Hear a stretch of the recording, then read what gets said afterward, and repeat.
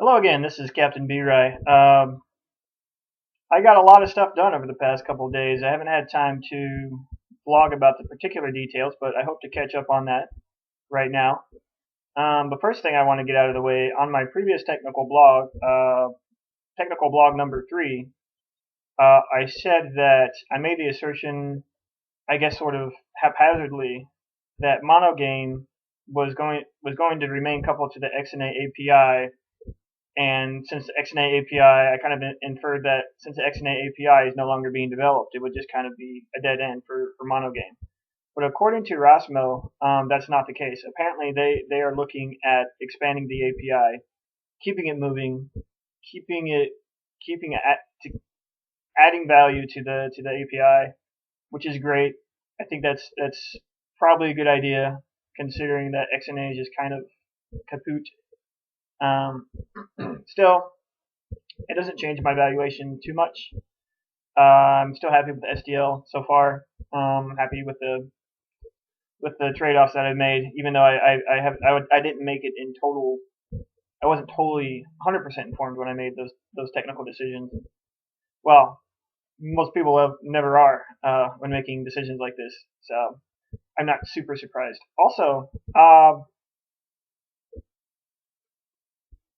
let's see here. I guess I'll just get right to the changes going on. If you notice, uh, take a look at the repository. We're starting with repository ending in 1DCE and going to talking about repository also a revision also 807A and then 7B9E. So in those revisions, I did several things. One, I added a tilemap rendering. Two, I added a camera so that when your guy moves around on the tile map, there'll be movement. And three, I added the avatar. Uh, right now it's just like this wooden sphere thing I have. Four, I added some way to actually move the avatar via input, and I'm figuring probably the best way to do input with this particular role-playing game, because it's a top-down role-playing game, is just so Avatar is always going to be in the middle. It's always going to be in the middle of the screen. No matter where the camera moves, he's always going to stay in the middle because the camera is based on his position. The camera's eye position is based on his position. And so if you're touching the screen up here, he's going to try to follow. Whoa! He's going to try to follow along in that vector. And if you move your finger over here, he's then going to try to move into this vector. So basically, he's chasing your finger around, and that's how I'm going to do movement input on the map system. It should be pretty safe. I doubt there's a whole lot of risk involved with that. I think it should be pretty intuitive. The avatar follows wherever you hold your finger down at. And in order to implement that, I made something called the Feeler UI. Feeler, Feeler, and it just kind of it feels where the finger is and informs you. And additionally, I had to add a tick event.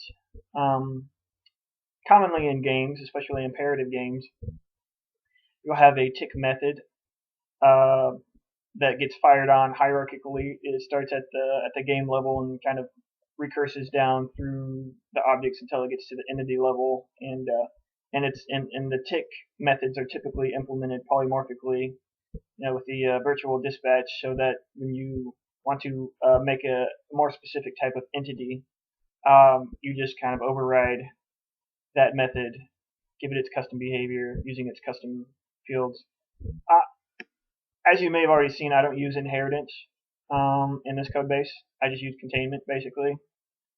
There's some downsides, but overall, it keeps it purely functional, and I built some lenses and stuff to make it easier to deal with.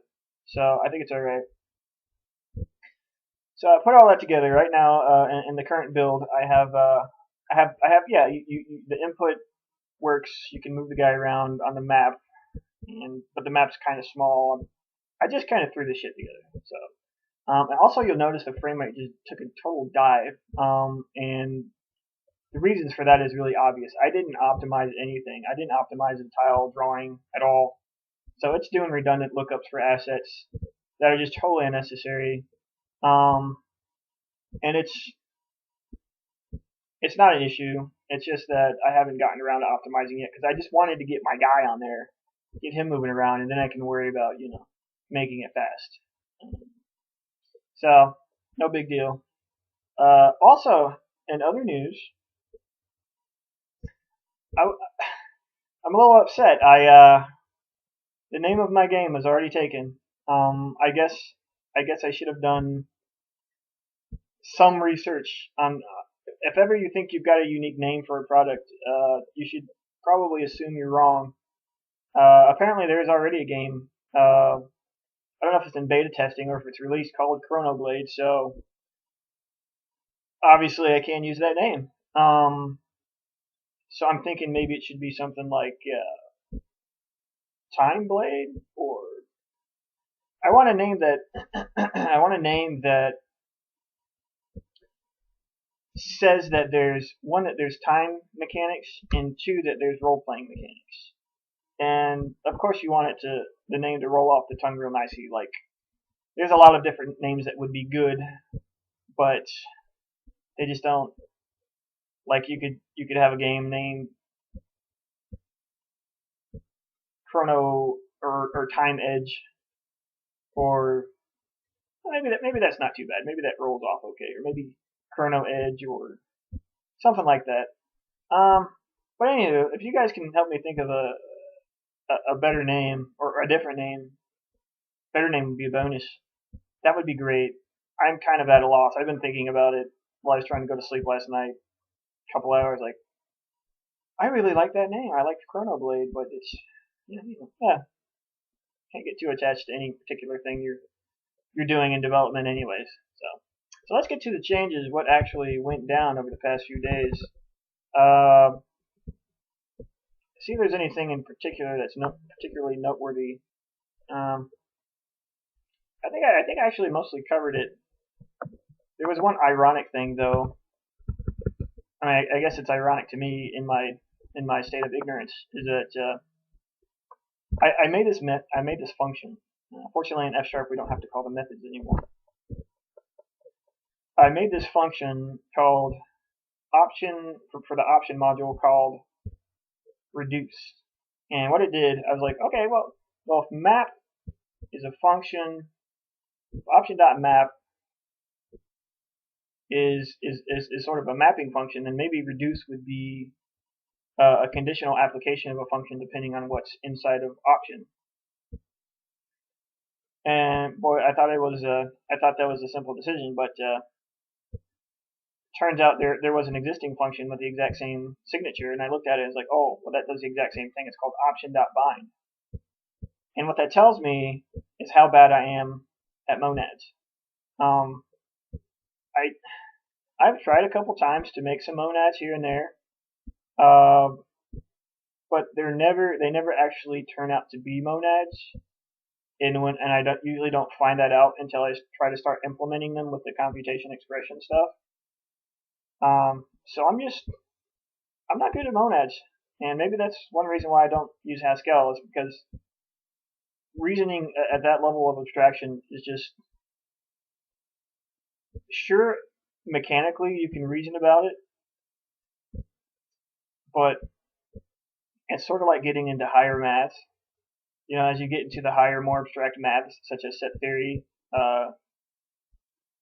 and multivariable calculus and stuff like that, once you get into those higher abstractions, it loses its intellectual tactileness. It just becomes thinking in clouds. It's all computable, but it's so detached from the way that the human mind usually thinks about things, that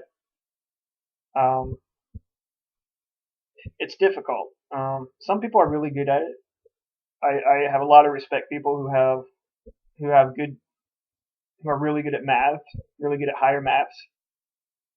I don't know if I'll ever be one of those people. I read a textbook or two a year, struggle through that, try to force myself to get through as much of it as I can. But it's just, I don't know if it's ever going to be second nature to me. I like reasoning about semi-concrete things. Not to the point where I have to be an imperative programmer such that everything I think about has to be concrete.